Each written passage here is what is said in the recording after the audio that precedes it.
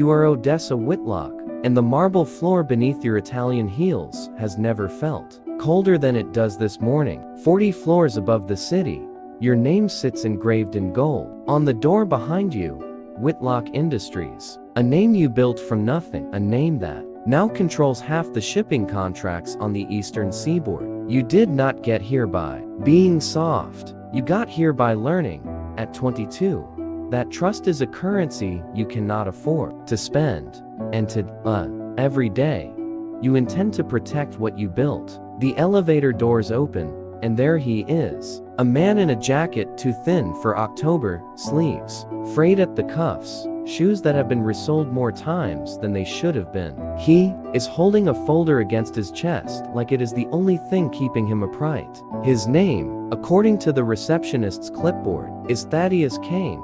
He has requested no begged for 11 minutes of your time. You do not know yet that those 11 minutes will unravel everything you thought you understood about your own life. Mr. Kane, you say, your voice flat, professional, the voice you have practiced in mirrors until it lost every trace of warmth. I don't have time for unsolicited proposals. Please, he says, and there is something in the way he says it, not desperation, but dignity, fighting to stay upright inside desperation. I built a supply chain model that could save your company $11 million a year. I just need someone to look at it. You glance at his shoes. You glance at the folder, its edges soft from being carried too long, too far, through too many closed doors, and you make the decision that will haunt you for the rest of your life. We don't take meetings from people who don't have an appointment, you say, and you walk past him, your heels clicking against marble like a verdict being read.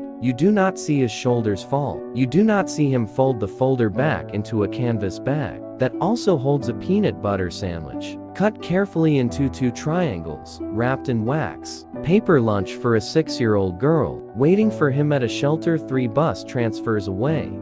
You do not see any of this, because you have trained yourself not to see people like him. People like him are the reason you built walls in the first place. That evening, your doll, Marlo, 9 years old, sharp as a blade, the only person alive who can make you laugh without trying, is sitting cross-legged on your office couch, waiting for you to finish your calls so you two can go home together, the way you promise, every Friday and rarely deliver. Mom, she says, swinging her legs, can we get ice cream on the way home, please? I made a new friend today. You are only half listening, your mind still tangled in spreadsheets, when she says the words that will crack your entire world open. Her name is Renly. She's in my after-school reading group. Her dad walks her home because her mom passed away. He's really nice. He gave me half his sandwich once because I forgot mine. You smile, distracted, still checking your phone. That's sweet,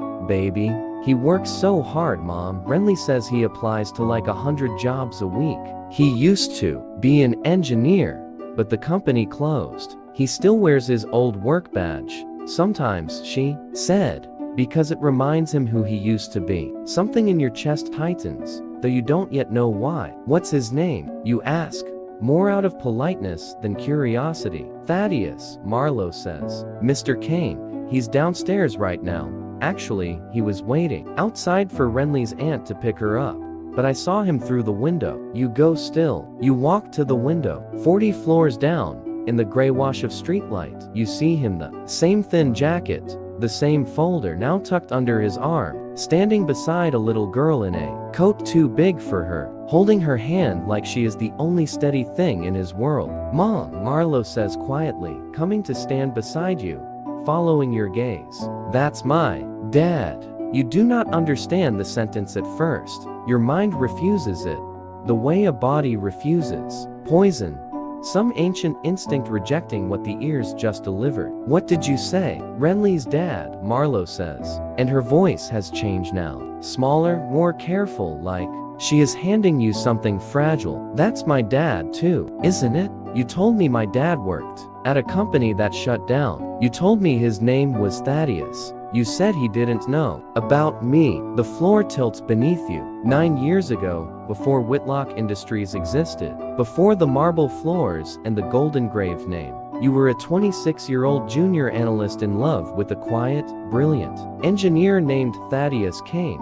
You remember the small apartment you shared, the way he used to sketch supply chain diagrams on napkins at 2 in the morning because his mind never stopped working, the way he promised you a life neither of you could yet afford. And you remember the morning you found out you were pregnant, and the same week, the letter arrived, an inheritance from a grandfather you barely knew, tied to a condition so absurd it felt like fiction. You would receive nothing unless you were unmarried, unattached, entirely self-made, for 5 full years. Lawyers, money, a way out of the poverty that had suffocated your own childhood, a chance to build something so big no one could ever again look down on you. You told yourself it was for the baby. You told yourself Thaddeus would understand eventually, that you would find him again once you had already built the empire, that you would explain everything. You left in the middle of the night with a single suitcase and a heart you convinced yourself had already gone cold. You changed your number. You moved cities. You built Whitlock Industries, brick by brick, contract by contract, year by year, telling Marlo only fragments that her father was a good man, that things simply didn't work out, that someday, maybe, you'd find him. You never looked. Looking meant admitting what you'd done. And today, 9 years later, that same man stood in your lobby, asking for 11 minutes, and you turned him away without recognizing the face. That used to be the last thing you saw every night before sleep. Your knees nearly buckle at the window. Marlo is watching you, waiting, her eyes older than 9 years should allow. Mom, she says again, softer this time. Is that really him? You cannot speak. You simply nod once, and something in your daughter's face breaks open. Not with anger, but with a longing so pure, it nearly destroys you. You take the elevator down 40 floors in a silence that feels like falling. Marlo's small hand is wrapped around yours the entire way, and you realize she is not just holding your hand, she is holding you together. When the doors open, Thaddeus is still there, adjusting Renly's scarf, laughing softly at something she said. A laugh you would recognize anywhere. A laugh that used to be yours too. Here every single night. He looks up. He sees you. And for one long moment, the city noise disappears. The traffic disappears. The entire world narrows down to 2 people standing on a sidewalk 9 years. Too late. Odessa, he says. And your name in his mouth sounds like something excavated from beneath a decade of rubble. Thaddeus. Your voice breaks on the second syllable. Renly looks between the adults, confused, and Marlo steps forward, her small voice steady, even as tears begin sliding down her cheeks. Are you my dad? She asks him directly, no hesitation. The way only a child can ask the question adults spend years avoiding. Thaddeus's folder slips from his hand. It hits the pavement, papers spilling out. Years of unanswered applications, rejected proposals. A life spent trying to rebuild after being left with nothing but a note and an empty apartment. He kneels down slowly, not to pick up the papers, but to look Marlo in the eyes, searching her face for the truth his heart already knows. What's your name? He whispers. Marlo. He looks up at you, and in his eyes, you see 9 years of questions, finally finding their answer. You were pregnant, he says. It is not a question. You were pregnant when you left. Yes, you whisper, and the word costs you everything you have built. I looked for you, he says, and his voice cracks in a way that undoes you completely. For 2 years, I looked for you, Odessa. I thought you just didn't want me anymore. I thought I wasn't enough. You were everything, you say. And now, you are the one who cannot stand, sinking to your knees on the cold sidewalk in your $1,000 coat, in front of your daughter, in front of the man you left, in front of the wreckage of every choice you told yourself was necessary. I was scared. I was poor and terrified, and I thought money would fix everything. And I told myself I'd come back once I had enough to make it right, but there's never enough.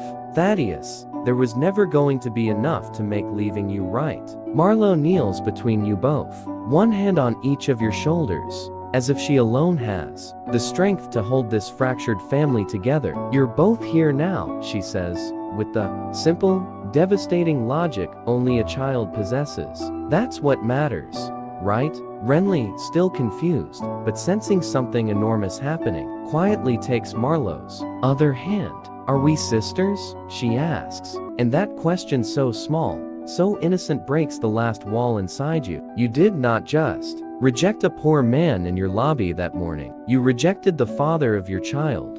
You rejected the man who spent 9 years scraping by, raising another little girl alone after losing his wife, still keeping his old work badge in his pocket like a promise to himself that he hadn't given up on who he used to be. You reach out and take his folder from the ground, brushing off the papers with hands that no longer feel like they belong to a CEO, but to the 26-year-old girl who once believed love was enough. "I read this," you say, though you hadn't. Not really. Not until this moment when you finally really look at the pages covered in his careful handwriting. Brilliant diagrams, a mind that never stopped trying to build something meaningful, even after life tried to break it. "This is good, Thaddeus. This is more than good. This could save the company millions."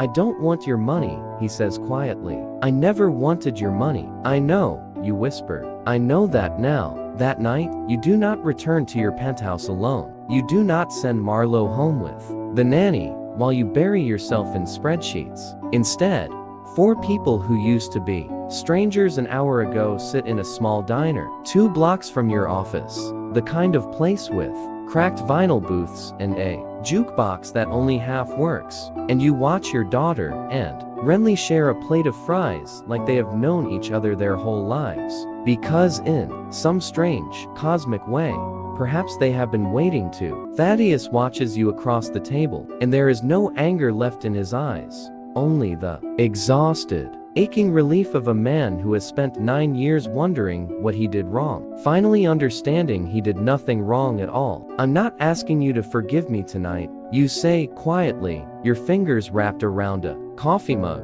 you haven't touched. "I don't think I've earned that yet." "No," he agrees, "but you can start earning it tomorrow." And the day after that, 6 months later, the walls of Whitlock Industries look different. There is a new division, small but growing, run by a brilliant engineer named Thaddeus Kane, whose supply chain models did, in fact, save the company millions. Just as he promised, in a lobby you almost let him walk away from. There is a framed photograph on your desk now, something that never existed in your office before. 2 girls with matching gap-toothed smiles, arms around each other, sisters in every way that matters. And some evenings, when the sun sets orange over the skyline you once thought was the only proof of your worth, you sit on a park bench beside a man you left once and chose again, watching Marlowe and Renly chase each other across the grass, laughing loud enough to reach the 40th floor, loud enough to reach every year you spent building walls instead of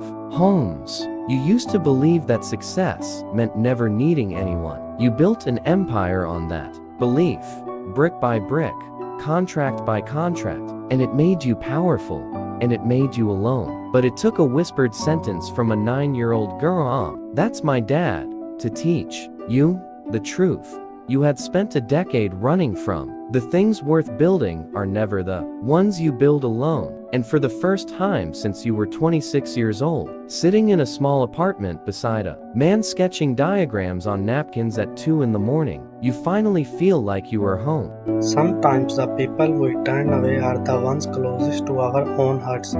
This story reminds us that it's never too late to make things right. If this touched you, share it with someone who needs a little hope today. And if you believe in second chances, hit subscribe because more stories like these ones are on the way.